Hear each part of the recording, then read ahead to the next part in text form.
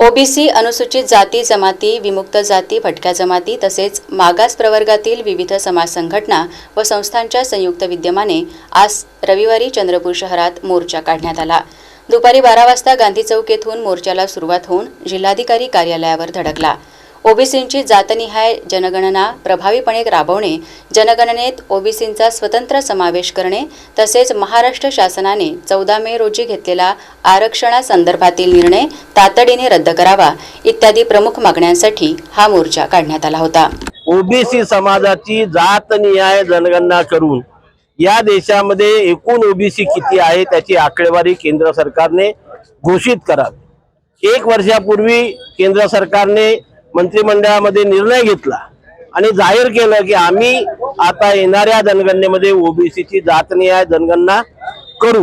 परंतु त्याची अंमलबजावणी करताना जेव्हा 33 प्रश्नावलीची जाहीर केली त्याच्यामध्ये ओबीसीचा कॉलम नाही आणि जातीचा सुद्धा कॉलम नाही।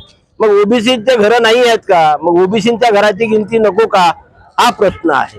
आणि आता दुसऱ्या टप्प्याची माणसांची गिनती होणार आहे। त्या माणसांच्या गिनतीमध्ये केंद्र सरकारने त्या प्रश्नावलीमध्ये ओबीसी संवर्गाचा आणि जातीचा दोन्ही कॉलम समाविष्ट करावा आणि ओबीसी समाजाची जातनिहाय जनगणना करावी ही प्रमुख मागणी आजच्या या मोर्चाच्या माध्यमातून आम्ही केंद्र सरकारपर्यंत पोहोचवत आहे।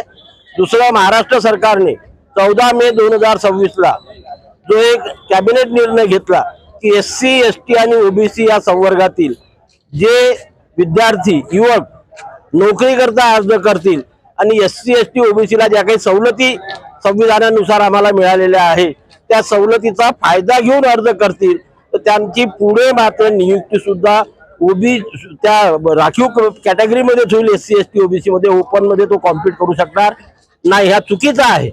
मला सवलत ही अर्ज करण्याकरता आहे, स्पर्धेकरता नाही। स्पर्धेमध्ये समजा मी टॉप आल्यानंतर मी ओपन मध्ये कन्सिडर व्हायला पाहिजे, जे आतापर्यंत होत होतं। तीच प्रथा यापुढे सुद्धा सुरू राहावी याकरता 14 मे 2026 चा कॅबिनेट निर्णय सरकारने त्वरित रद्द करावा, स्थगिती नाही रद्द करावा आणि तशा प्रकारचं परिपत्रक जाहीर करावं। या 2 प्रमुख मागण्या आहेत।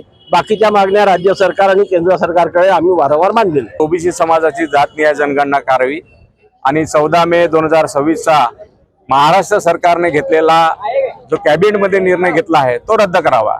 या 2 प्रमुख मागण्या घेऊन आम्ही या महामोर्चाचं आयोजन केलेलं आहे।